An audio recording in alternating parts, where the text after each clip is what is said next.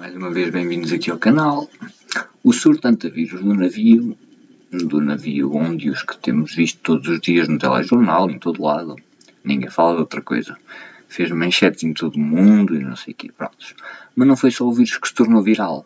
Nas redes sociais, uma alegação tornou-se enorme, a de que uma infecção pulmonar por antavírus estaria listada como efeito secundário da vacina da Pfizer contra a Covid-19. Isto obriga-nos a uma pergunta mais importante do que o alarme do momento, o que mostra de facto o documento da Pfizer. Este vídeo é sobre o que o documento realmente prova e sobre o que ele também não nega, sem espalhar o medo, sem teorias da conspiração e sem depender de verificadores de factos, apenas o documento, a própria palavra da Pfizer e as perguntas que ninguém está a fazer e o que significa realmente. Esta é a fonte de toda a controvérsia. Um documento oficial da Pfizer de 38 páginas, intitulado Cumulative Analysis of Post-Authorization. O documento foi tornado público através de um pedido da Lei de Acesso à Informação nos Estados Unidos e está disponível para consulta na base de dados judicial Kurt Listener. O link está na descrição. O documento tem um carimbo que diz confidencial e um aviso na página 2 de que a sua divulgação para fora dos parceiros da Pfizer e agência reguladora está estritamente proibida. Mas como foi a Pfizer que o liberou, está de livre acesso público, qualquer um pode ir consultar e utilizar, não há problema. É aqui que entramos no cerne da questão. Na página 33 do documento, no apêndice 1, está uma lista encabeçada por List of Adverse Events of Special Interest. Em português quer dizer eventos adversos de especial interesse, ou a sigla AESI. E nesta lista aparece de facto a expressão Hantavirus Pulmonary Infection. Este é facto, está lá. Qualquer um pode verificar, está lá, é um facto. A alegação que se tornou viral usa este facto da seguinte maneira. A Pfizer listou o antavírus como um efeito secundário da sua vacina. Mas será que é mesmo? Vamos à página 6 do mesmo documento. A Pfizer escreve aqui explicitamente que a inclusão de um evento adverso na lista não estabelece uma relação causal. Ou seja, a empresa diz que registou o evento, mas não confirma que tenha sido causado pela vacina. Além disso, o próprio título da lista, Eventos Adversos de Especial Interesse, não é um rótulo de efeitos confirmados. É um termo regulatório, uma ferramenta de monitorização. Os fabricantes de vacinas são obrigados a manter listas de condições para investigar ativamente durante os ensaios clínicos, para verificar se são ou não causados pelo medicamento.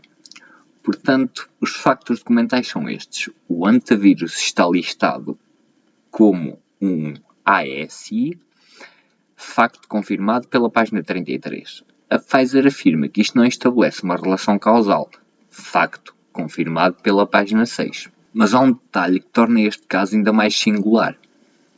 O que torna o caso da Pfizer invulgar não é apenas a existência de uma lista de monitorização. Todos os fabricantes as têm. É um requisito legal. É obrigatório. O que é verdadeiramente estranho é que ela tenha decidido incluir o antavírus nessa lista e que mais ninguém o tenha feito. Vamos aos factos.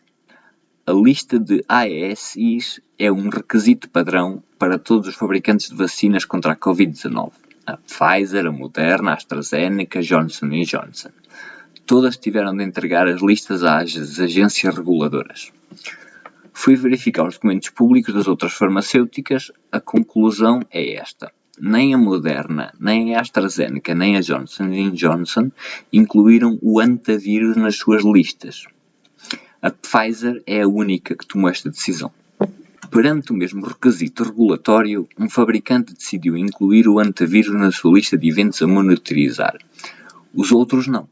A razão exata para esta decisão, dentro da Pfizer, permanece desconhecida para o público, mas o contraste é um facto documental. A pergunta que um cético tem a obrigação de fazer não é apenas porquê a Pfizer.